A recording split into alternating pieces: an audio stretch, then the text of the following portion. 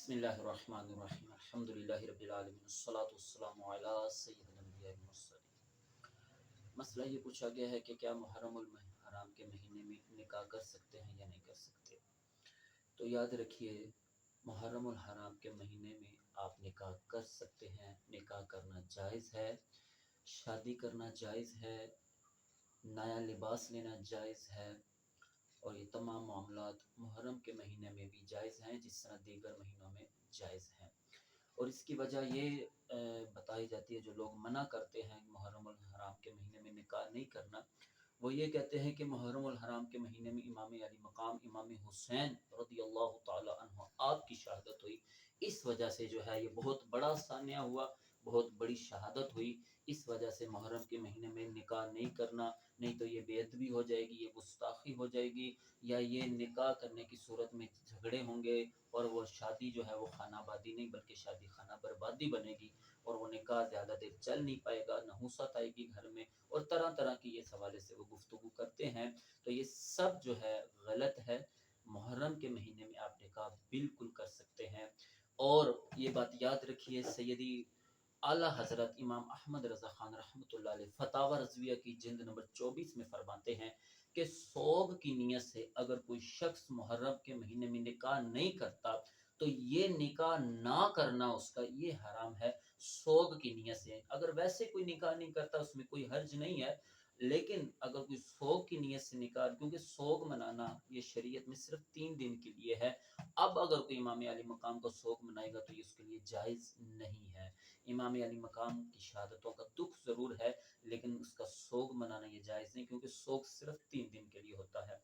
अब मुहर्रम और हराम के महीने में ख़ास निकाह क्यों रोका जाता है और कहा जाता है कि ये ख़ास इमाम अली मकाम इमाम हुसैन की शहादत हुई, आपके रुफ़क़ा को शहीद किया गया, बहुत बड़ा सानिया हुआ। यकीनन ये बहुत बड़ा सानिया हुआ। हर एक को, मुसलमान को, जिसके दिल में भी अहले बैत अतहार की मोहब्बत है, वो ज़रूर उसका दिल जो है वो दुखी ज़रूर होता है। लेकिन अगर कोई निकाह करना चाहता है या कोई और तारीख जो है इत्तेफाक से ये मुहर्रम की तय पाती है तो बिल्कुल निकाह कर सकता है। ये वजह नहीं कि इमाम अली मकाम की वजह से वो जो है निकाह ना करे कि उनकी शहादत हुई। अगर ये वजह ली जाए कि मुहर्रम के महीने में इमाम अली मकाम की शहादत हुई तो दीगर महीने भी इस चीज़ से बच नहीं पाएंगे।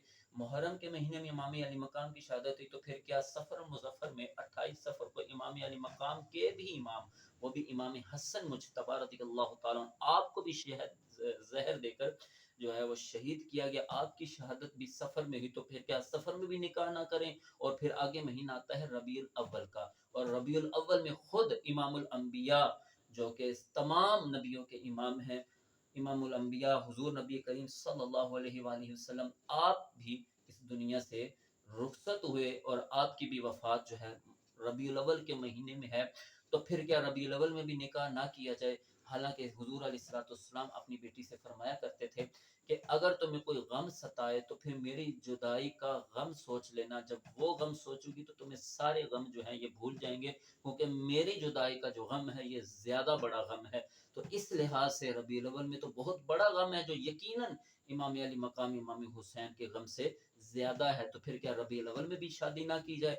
और इसके अलावा खुद मौला अली शेर खुदा करमल्लाहु ताला वजहुल करीम आपकी शहादत ये भी रमज़ान मुबारक में हुई, तो फिर क्या रमज़ान में भी निकाह ना किया जाए। अगर ये चीज़ आप लेकर चलेंगे कि जिस महीने में गम है या जिस महीने में तकलीफ है तो उस महीने में निकाह नहीं करना, तो फिर तो आप किसी भी महीने में निकाह नहीं कर पाएंगे। और खुद एक बहुत बड़ी इस हवाले से दलील ये है कि हुजूर अलैहिस्सलाम की ज़ौजा हज़रत खतीजतुल कुबरा रदियल्लाहु ताला अन्हा का जिस साल इंतकाल हुआ और हुजूर के चचा हजरत अमीर हमजा सैयद शुहदा रदियल्लाहु ताला अन्हु जिस साल आपकी शहादत हुई, इन दोनों जो है वफात के साथ हुजूर अलैहिस्सलाम पर गम के पहाड़ टूटे और आपने उस साल को जो है आमुल हुज्न यानी पूरा साल ही दुखों का करार दिया।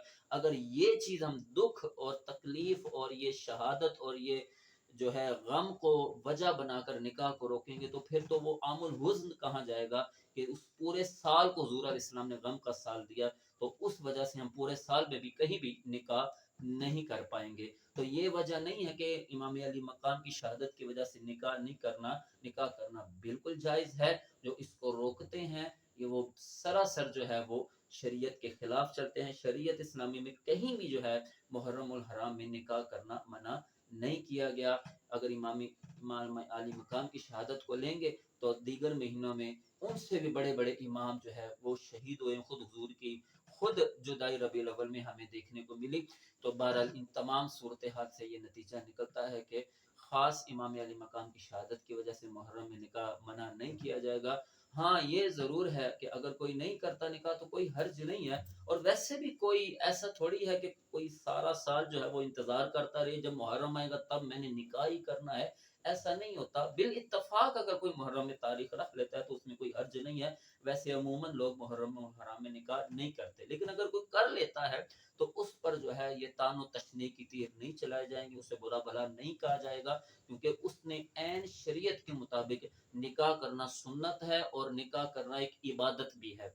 सुन्नत भी है और इबादत भी है, तो उसने हुजूर अलैहिस्सलाम की सुन्नत पर अमल किया है, कोई बुरा फेल नहीं किया, तो लिहाजा उसको तानो तशनी के तीर नहीं चलाए जाएंगे। अल्लाह तबारक व तआला से दुआ है कि अल्लाह पाक हमें इस मसले को समझने की तौफीक अता फरमाए और शरीयत के मुताबिक, अपनी अकल के मुताबिक घोड़े दौड़ाने नहीं, बल्कि जो अपना मिजाज है और अपनी तबीयत कहती उसको ना देखा करें, ये देखा करें कि हमारी शरीयत इस्लामी क्या कहती है। तो शरीयत कहती है कि मुहर्रम में आप निकाह कर सकते हैं, तो बिल्कुल जायज़ है कि आप निकाह कर सकते हैं। अल्लाह तबारक व तआला से दुआ है अल्लाह ताला हम सबको अमल की तौफीक